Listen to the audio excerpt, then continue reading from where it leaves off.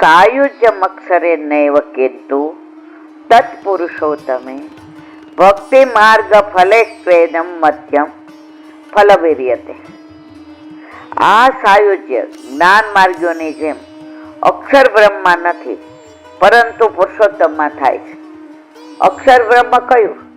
ઠાકોરજીને રહેવાનું સ્થાન. જો વૈકુંઠ,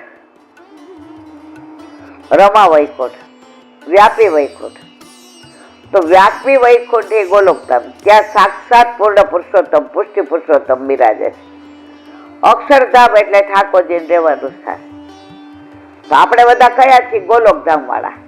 હવે સાયુજ્ય મુક્તિ કોને મળે? જ્ઞાન માર્ગીઓ. એને ઠાકોરજી આપે, ના નથી પાડતા. સાલોક્ય, સાયુજ્ય, સારૂપ્ય, બધી 4 જાતની મુક્તિ, પણ એ બધી જ્ઞાન માર્ગીઓ. અમારે મુક્તિ જોઈતી નથી. મુક્તિ તો લોણ સે બી ખારી, મીઠાથી ખારી લાગે. જો તમે મીઠું રસોઈમાં જરૂરી કરો, પણ વધુ પડે એટલે બધા એવું કે થૂ થૂ થૂ થૂ થૂ. જે મીઠાથી રસોઈ રસાળ બને એ જ મીઠું વધુ પડતું પડી ગયું. તો અહીંયા શું કે છે કે જ્ઞાન માર્ગીઓ પ્રભુને બરાબર જ્ઞાનનું જ બધું તપ ને જ્ઞાન ને. ઘણા વૈષ્ણવ કેલાબેન અમે ઓલી 7 પરીક્ષા પાસ કરી અને બધું કડકડાટ. ઠાકોરજી તો સકડી આરોગતા હશે. ના, આપણા ઘર ઠાકોરજી નથી. આપણે થાય એટલી સેવા કરીએ. લાલા ખરા, પણ પૂછ કરાવેલા નહીં. તો બેન તમે આ 7 પરીક્ષા પાસ કરી, એમાં ક્યાંય આવે નહીં કે ઠાકોરજી પૂછ ના કરાવો ત્યાં સુધી?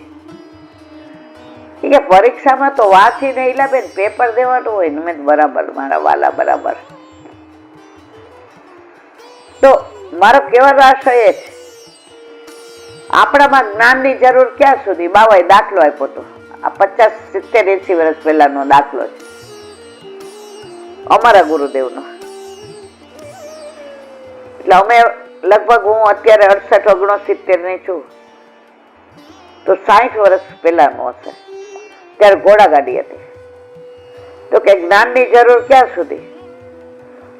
તમે વૃંદાવન ગયા, હવે તમારે નિધિવન જવું છે, તો તમે ઘોડાગાડી કરીને ગયા, તો નિધિવનમાં અંદર ઘોડાગાડી જવા જ. ઘોડાગાડી ક્યાં ઉતારે? પગથિયે. લાવો પૈસા, ઘોડાગાડી પાછી વળે, અંદર જઈએ. હવે એ તો લીલાની વાતો. તો જ્ઞાન આટલું કામનું, પહોંચવા માટેનું. પછી જ્ઞાન કઈ કામનું નહીં. તો આ સાયુજ્ય જ્ઞાન માર્ગોની જેમ અક્ષર બ્રહ્મા નથી, પરંતુ પુરુષોત્તમમાં થાય છે. ભક્તિ માર્ગે 3 ફલોમાં મધ્યમ પ્રકારનું ફલ કહેવાય. કિમાવસનમ તે ગરુડાસનાય, કિમ ભૂષણમ કૌસ્તુભ ભૂષણાય, લક્ષ્મી કલત્રાય કિમસ્તિ દેયમ, વાગી સકિમ તે વચનીયમ અસ્તિ. અર્થ, ગરુડજી જેમનું આસન છે, ઠાકોરજી માટે કે છે. અત્યારે આ નારદજી જે વાત કરી રહ્યા છે એના અનુસંધાનમાં કે છે કે ગરુડજી જેમનું આસન છે, એમને જીવ વધુ ઉત્તમ આસન કયું આપી શકે? અમે સિંહાસન આવું કરાવ્યું ને આમ કરાવ્યું ને આમ કર. અલા બાપા, જેનું ગરુડ આસન છે, પણ આ તો વલ્લભે તમારા ગોખલામાં એટલે પધરાવી દીધા કે કરોડો વર્ષોથી વિખૂટા પડ્યા હતા. ઠાકોરજીને તમારી યાદ આવી, તમને નથી આવી. હવે તમે આનાથી ગરુડથી વધુ ઉત્તમ આસન ઠાકોરજીને આપી શકો નહીં.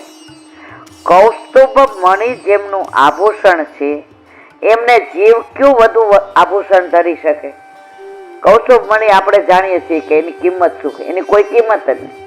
અને ઠાકોરજી સિવાય કોઈ પાસે છે જ નહીં. હવે એને એક આભૂષણ ધરાવે એને તમે એમ કહો કે રિયલ ડાયમંડ નો સેટ કરાવ્યો, બેસ્ટ જાની મને. લક્ષ્મીજીના જે સ્વામી છે એને જીવ શું આપી શકવાનો? લક્ષ્મીજી ના જે સ્વામી હોય જેના ચરણારવિંદમાં લક્ષ્મી,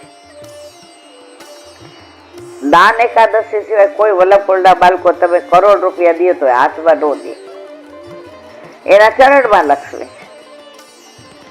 મેં તો કોઈને જોયા નથી અત્યાર સુધી કે દાન એકાદશી એ 15 દિવસ લે, બાકી તમારે ચરણારવિંદમાં જ પધરાવાની. હીરા હોય કે મોતી હોય કે માણેક હોય. અને વાણીના પતિ ભગવાનની શબ્દો દ્વારા શું સ્તુતિ? આ વાક પતિ જ, આ વાણીનો પતિ, સરસ્વતીનો પતિ જ મારા વાલા. હું એમ કાલે ગુણાનો વાત ક્યારે સત્સંગ, તું શું કરવાની બેન? તને એને વાણીનું દાન કર્યું છે તો તું 4 શબ્દો બોલાવે છે એટલું બોલસ. એમાં તારે હવામાં ફરવાની ઉડવાની જરૂર નથી હો. હમણાં જેમ આ સ્પોન્ડિલાઇટિસ જેમ હોસ્પિટલ એમ અવાઈ જાય, બેઠા રહે છાના મના ઇલાબે. આ બધું એનું આપેલું છે અને આપણે વિનિયોગ કરીએ છીએ. ભગવાન મહાન એમાં મહાન છે, જીવ એમને શું આપી શકે? માટે જીવ તો દીનતાના પ્રતિકરૂપ નમસ્કાર જ કરીએ. છેલ્લે શું કરીએ? દંડવત.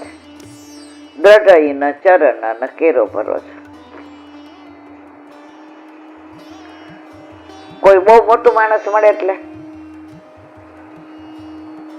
તો ઠાકોરજીને આપણે નમસ્કાર કરવા, હવે આ હાથ વયો જાય, નમસ્કાર એ ન થાય. એની ઈચ્છા હોય ને તો જ તમે નમસ્કાર કરી શકો. તમે કાંઈ ન કરી શકો મારા વાલા, એ બધું એ જ કરે છે. પણ આ એવો કૃપાળુ છે. આ કોણ છે ખબર છે? યશોદાનંદ. યશોદાજી એટલે યશ બીજાને આપે, કરે પોતે. આ એનો નંદન છે તો આ યશ આપણને આપે, કરે બધું. કરતે હો તુમ કનૈયા મેરા નામ હો રહા હૈ, સબ આપકી કૃપા સે મેરા કામ હો. અને છતાંય બાર આપ. તમે 11 સત્સંગ વાળા યુટ્યુબ બેસાની મને બેન, તારું શું સામર્થ્ય, તું શું સત્સંગ કરે, કરાવવા વાળો આ છે. એ જ એનું કર્તવ્ય છે. એથી વધુ કઈ કરવાનું જીવનું સામર્થ્ય નથી. સુબોધિનીજી, નારદજી કહે છે કે મેં બહાર અવાજ સાંભળ્યો એટલે ભગવાન બહાર બિરાજે એમ માનીને મસ્તક નમામી 12 જ નમસ્કાર કર્યા. અવાજ ક્યાં સંભળાણો? બહાર જંગલમાં. અને ઠાકોરજીએ દર્શન ક્યાં આપ્યા? હૃદયમાં. સાષ્ટાંગ દંડવત પ્રણામ કર્યા. એ યોગ્ય હતું, કારણ કે ભગવાને મારા ઉપર મોટો અનુગ્રહ કર્યો હતો. કયું? હૃદયમાં બિરાજીને મને દર્શન આપ્યા હતા. માટે મૂળ શ્લોકમાં કહે છે અનુકંપિત. ત્યાર પછી મનની પવિત્રતા દૂર કરવા નારદજીએ જે સાધન કર્યું